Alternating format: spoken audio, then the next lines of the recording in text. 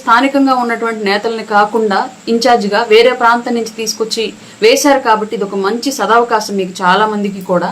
మీరు కనుక అర్హులు కనుక అయితే, సమర్థులు కనుక అయితే, మీరు అడిగినటువంటి బాధ్యతకు మీరు సరిపోలిన వారైతే ఖచ్చితంగా అవకాశం మీకు వస్తుంది. పార్టీ బలోపేతంలో మీ యొక్క బాధ్యతను నిర్వర్తించడానికి మీకు ఖచ్చితంగా మీ చేతికి ఒక పదవి బాధ్యత అనేది అప్పగిస్తారు పవన్ కళ్యాణ్ గారు. మొదటగా జనసేన పార్టీ అధ్యక్షులు, రాష్ట్ర ఉప ముఖ్యమంత్రి వర్యులు శ్రీ పవన్ కళ్యాణ్ గారికి మనస్ఫూర్తిగా ధన్యవాదాలు తెలియజేసుకుంటున్నాము. పార్టీ సంస్థాగత నిర్మాణంలో భాగంగా పార్లమెంట్ సమన్వయ కమిటీలను వేసినందుకు, అలాగే షఫుల్ విధానంలో ఒక ప్రాంతం నుంచి మరొక ప్రాంతానికి పార్లమెంట్ ఇన్ఛార్జీలను వేసినందుకు మనస్ఫూర్తిగా ధన్యవాదాలు తెలియజేసుకుంటున్నాను. అలాగే క్యాడర్ కూడా ఇది ఒక మంచి శుభపరిణామంగా భావించి ప్రతి ఒక్కళ్ళు కూడా మీరు ఇన్నేళ్లుగా చేసేటటువంటి సర్వీస్కి, అలాగే మీరు ఏ ఉద్దేశంతో అయితే రాజకీయాల్లోకి వచ్చారో, పార్టీలో మీరు ఏ స్థాయిలో బాధ్యతలు నిర్వహించాలి అనుకుంటున్నారో, మీ యొక్క మనసులో ఉన్నటువంటి మీ అభిప్రాయాన్ని ఒక పేపర్ మీద పెట్టి ఇప్పుడున్నటువంటి ఈ పార్లమెంట్ కమిటీ సమన్వయకర్తలకు మరియు పార్లమెంట్ కమిటీలకు అందించి పార్టీని భవిష్యత్తులో మీరు ఏ స్థాయిలో పనిచేసి ఎక్కడ బలపరచాలనుకుంటున్నారో తెలియచేసి మీరు ఆ బాధ్యతని పొందగలరని చెప్పేసి మనస్ఫూర్తిగా తెలియజేస్తున్నాను. నిజంగానే ఈ నిర్ణయానికి మనస్ఫూర్తిగా మరొకసారి అధ్యక్షుల వారికి ధన్యవాదాలు తెలియజేసుకుంటున్నాను.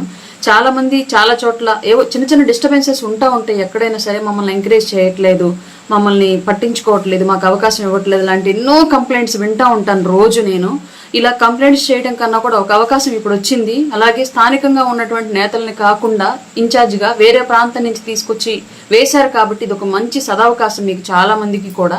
మీరు ఏ బాధ్యతను చేయాలి అనుకుంటున్నారో మీరు మీ రిప్రజెంటేషన్ ని ఇవ్వడం ద్వారా ఆ ఇన్ఛార్జికి ఖచ్చితంగా పార్టీ ఆఫీస్కి చేరడం, పవన్ కళ్యాణ్ గారికి చేరడం జరుగుతుంది.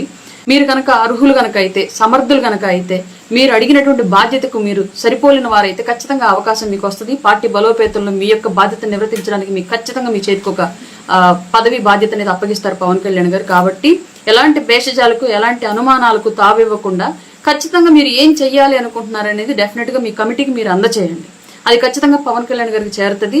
రాబోయే రోజుల్లో అక్కడ ఉన్నటువంటి స్థానిక బలం, పార్టీ బలం, సామాజిక సమీకరణాలు, ఆర్థిక బలాబలాలు వీటన్నింటినీ బేరీజు వేసుకొని ఖచ్చితంగా మీకు అవకాశం, మీరు అర్హులు కనుకైతే మీకు అవకాశం తప్పకుండా మీ దాకా వస్తుంది. కాబట్టి మిగతా అన్ని నెగిటివ్ థాట్స్ని తీసి పక్కన పడేసి పాజిటివ్ వేలో మీ ప్రయత్నం మీరు 100% చేయండి.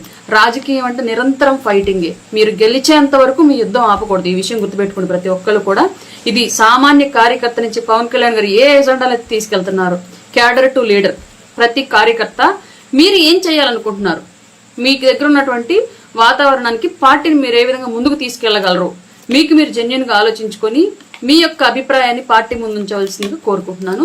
మరొకసారి అధ్యక్షులు శ్రీ పవన్ కళ్యాణ్ గారికి మనస్ఫూర్తిగా ధన్యవాదాలు తెలియజేసుకుంటున్నాను. జై జనసేన, జై హింద్.